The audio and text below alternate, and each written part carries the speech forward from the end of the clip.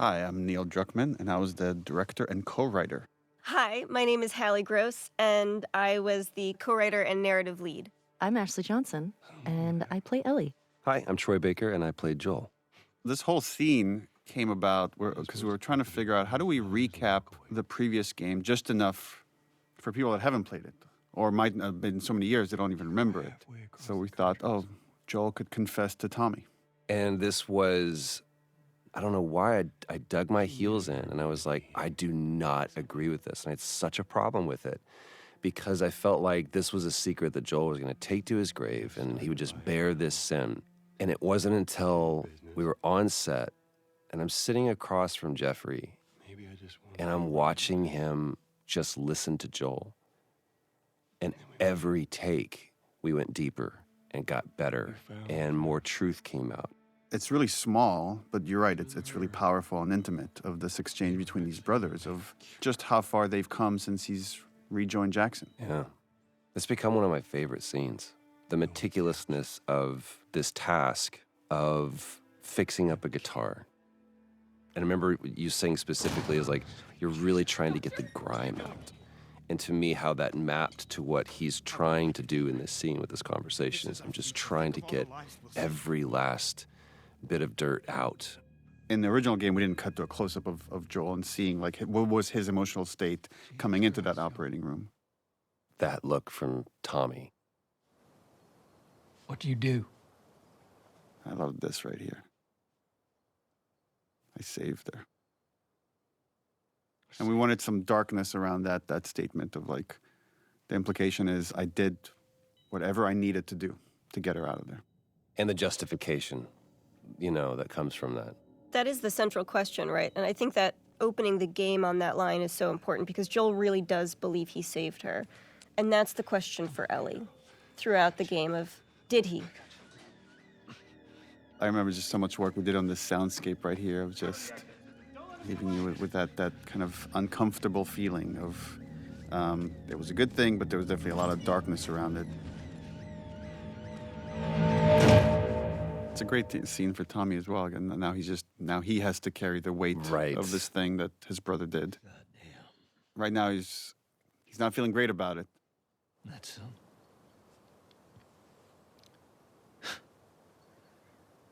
a lot. That's a lot. He's also a family guy, so on some level he gets it. What does Ellie know? And he gets obviously he knows what Joel has been through and why that decision was so important for him. I told her they just ran some tests. There's something to me that hits me every time when Ellie rolls over. Mm-hmm. I don't think I caught it as much. I think I was aware of it. Like, Neil, you being a parent, you're more familiar with some of those gestures than I was, or I am now. Traveler will do this, where he will, when I put him to bed or whatever, and he's ready to go to sleep, or he needs to be alone with his own thoughts, he'll do that turn. And it never really hit me that that's what Ellie is doing, is just, okay, I'm done talking about this now. I just kind of want to be private in my own thoughts. Which is also an interesting juxtaposition that's happening here, is we're getting to see the moment he was lying to her while he's confessing the truth to his brother. And the differences in those two relationships now. And it's, despite how much they've been through and how much Ellie has become an equal of sorts, he still sees her as his child. And if he has to lie to her to protect her, he will. It was important to get this final handoff of playing as Joel one last time as this beautiful sunset ride towards Jackson before we fully kind of hand off the baton to Ellie.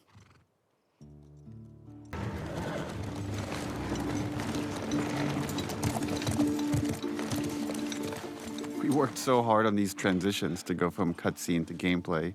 And it was just a change in tech that we had from the first game to the second game, where the first game, all the cinematics were pre-rendered. Now that they were real time, there was a lot of effort put into just these seamless transitions in and out of gameplay. About what we were talking about earlier. This is a great moment. I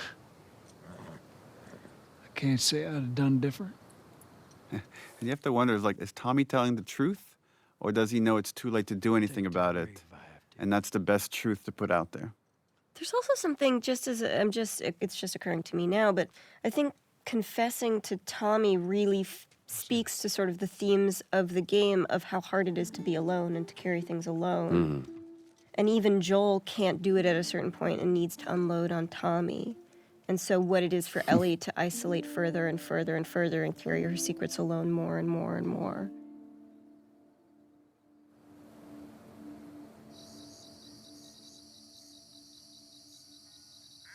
There's her little house. I discovered some people don't realize that her house is the garage. Exterior garage of Joel's house. Look, she's drawing a deer.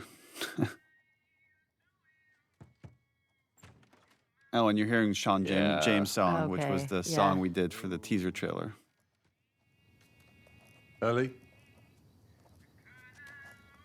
Shout out to the environment team that had to build several different versions of this room, as Ellie has lived in it for longer and longer and got more and more of her items from the old world that she's obsessed with. Lava lamp. I love this moment of just like, hey, how do you... Jesus. Do you both remember when we did this scene live on stage, just for an audience of 100, 200 people? I forget exactly. Like Jeff Keighley set up this one night live, and I wrote the scene just for that. But in the back of my mind, I knew already this would be the opening for the second game. Oh, yeah. And that was... Talking about how impressed they are with Some of that was streamed except for this scene. That right, was just that for one, the audience. we did not stream the scene. There was this, I remember we got it, and then, as often happens, there's a team of people that kind of come up to you, and after you go, cut, best that one, that's a take we can go with. And people just kind of clouded around you, and there was a conversation that was happening. We were trying to figure out what it was, and I saw you do your, everything's okay, it's fine. And then afterwards, you tell me this story that in Uncharted 3, the ship capsizing was one of the most resource-draining, almost game-breaking things that you guys, one of the most ambitious set pieces you'd ever done. And then in the Left Behind DLC, the photo booth was one of the most resource-draining, almost game-breaking things. He goes, up until you decided to put your thumb in your belt loop. Oh, that's right. Yeah, so actually that's funny because you did that, Joel initially didn't have his shirt tucked in. But in order to honor, again, this little gesture that you did, redesigned his clothing. And the way we did clothing on this game is we actually sourced the actual material and scanned it. So we had to source the shirt, the pants, the belt, scan it, so we could do this one gesture that you did, which was like looping your thumb around your belt. Trust in you.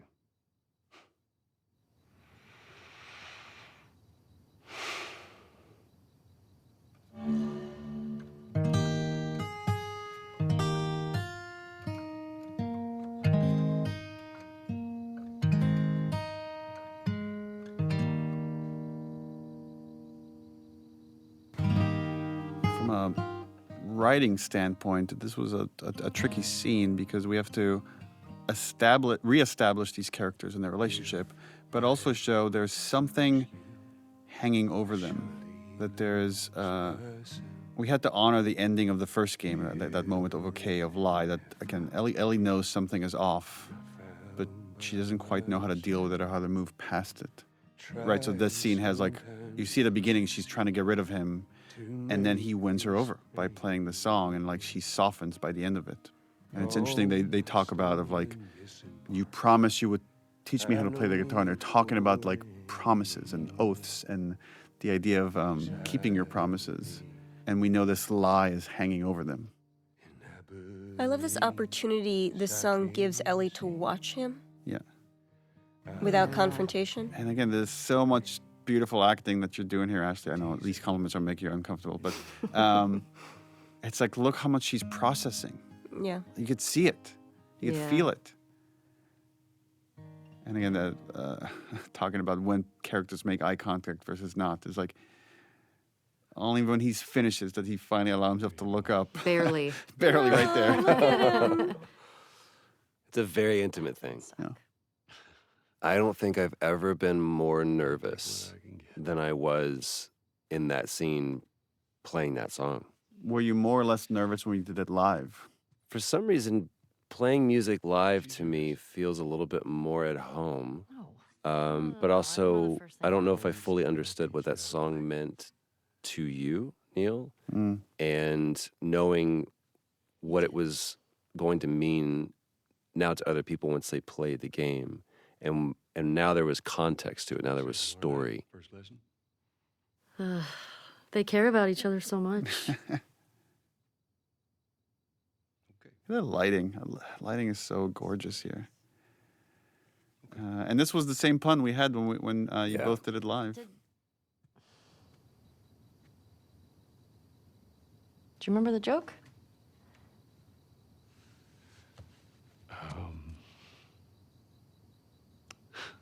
And you could see the shift in Joel. Like that song has just shifted the relationship a little bit. It moved the needle. Mm-hmm. He's standing up a little taller. It's time consuming. I love how much he's just trying to reach out to her on her terms. Yeah. Yeah. He still got dad in Giving him. her space. Yeah. Still got dad. Yeah. Can I get over? And this again, this writing is the same. It's like how this ended was the same as the live version, where you just play the low E. Well, I guess with the capo it wouldn't be an E, but boom, and just let this ominous note linger.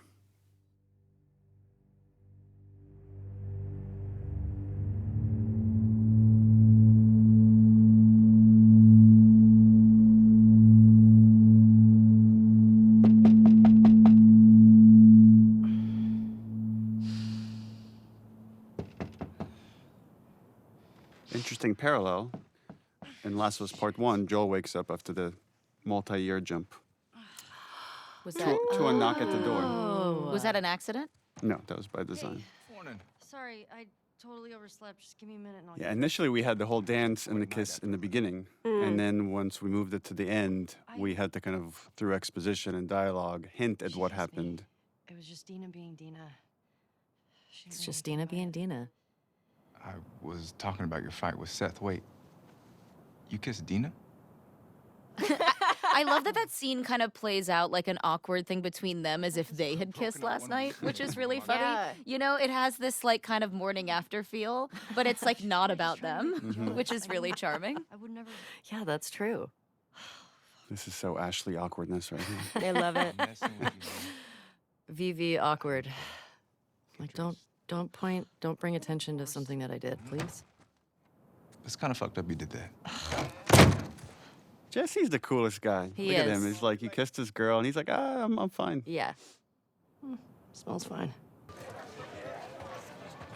Excuse me. Oh, Seth. There you are. Come here. Oh, Seth. Yeah, remember this scene was, I don't want to hear what that big I mean, so much of the story is about forgiveness and letting go of stuff, and how Ellie specifically struggles with that, and this was a pretty minor example of that. Seth, come here. Turns out I really struggle with it because I still hate this scene. I'm like, fuck that guy. I know, He's me trying. too. Look at him. He's Doesn't work. Steak sandwich. He's trying so hard. Look, Look how he wrapped it with a bow. The way he starts with like, look, Aw. I'm like, yo, look you. Yeah, don't looky hear me. Let's just. trying to say I'm sorry. Oh, now it's her fault. Great job. Yeah, this scene makes me so mad. Hey, I'm trying to apologize, you little bitch. You're like, what? Made you some sandwiches. Okay. Your steak. Thank you, Seth. Didn't we discuss cutting bagel sandwich because people had such a hard time understanding it at first? Yeah, they kept hearing bacon sandwich. Bacon sandwich. Yeah. Bigot sandwich was a Bigot sandwich. Yeah. I appreciate that. What you got there? Bigot sandwiches. Yeah. Forgot about that. Smells good. Hallie, you wrote that, didn't you? I don't know. It just bigot sandwich feels does V feel very Hallie Hallie. to me. Okay. So, Look, I don't know what's going on with you and Joel. Maria. Guy really cares about you. And I'm sure he didn't mean to. We're fine. Yeah? Yeah. Okay. Okay. Sorry to pry. Be safe. Thanks. Yo, Dina, assignments. Just give me a minute. Oh, this is Dina's big intro. Oh, here she comes. I'm Shannon Woodward. I play Dina. I had a really hard time hiding behind nothing here. Oh, that's the thing that's so hard about sometimes acting in these things is that like the kids weren't there, and then we like Yeah. later captured kids and kind of constructed all the pieces. Hey. This is a me lean. I love to lean. I just want to say sorry for running off last night. I actually really love this scene. I totally get it. I felt bad. I love the one-liners that you guys kind of riffed on when we were doing the combat stuff for the snowball fight. Oh my God. I still die laughing when I hear you guys insulting children. And I think that was really, a lot of that was just my instinct. Yes. Yeah. Your parents don't love you. Yeah, and then I think eat snow, you Eat little snow. No, I Yes. think you little shits. Yeah. Because I think you were like eat snow, and then I said eat snow, you little shit. I think God, it's like I love name calling children. What the fuck? I'm not even playing. Interesting parallel is Ellie doesn't want to do any of this until she gets hit with a snowball, and then it's like, let's make these motherfuckers pay, which is again is a really lighthearted moment of what this whole story's about. You better run, you little shit. Holy shit! Get to cover! Go! Go!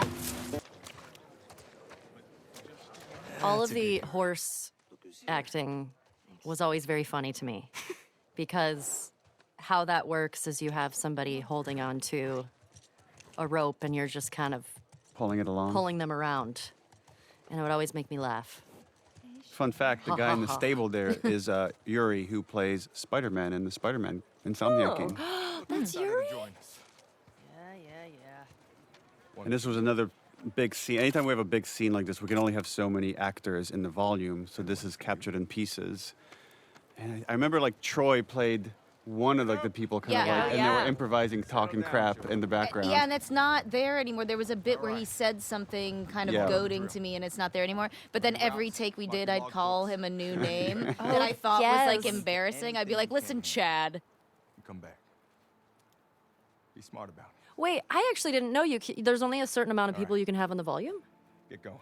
Yeah, just because we start losing data after a while to track all the little balls and stuff. It gets fuzzy. Like above 8, I think it just like gets more expensive, and you're more likely to be error prone, so it needs more cleanup. Yeah.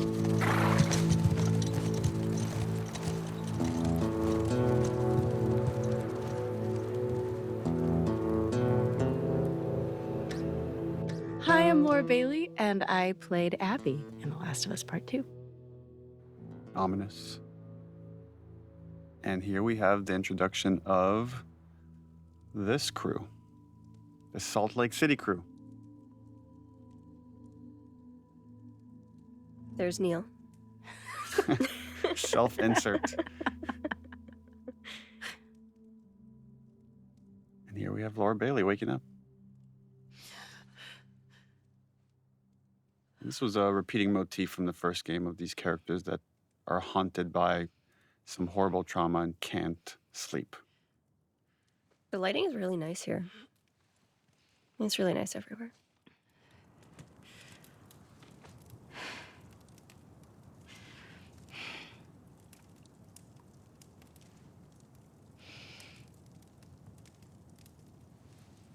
We debated quite a bit of like how much do we want to reveal for this character when you're about to play as her, versus how much we want to hold off for like the second half of the game when you get to see more of her.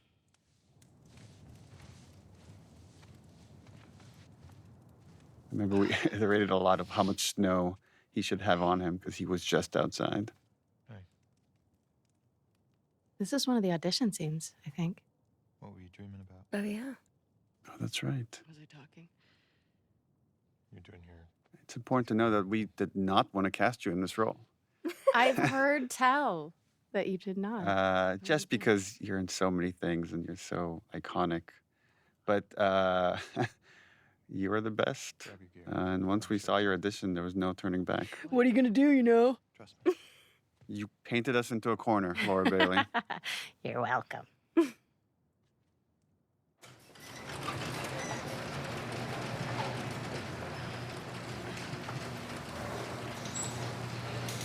Come on, this way.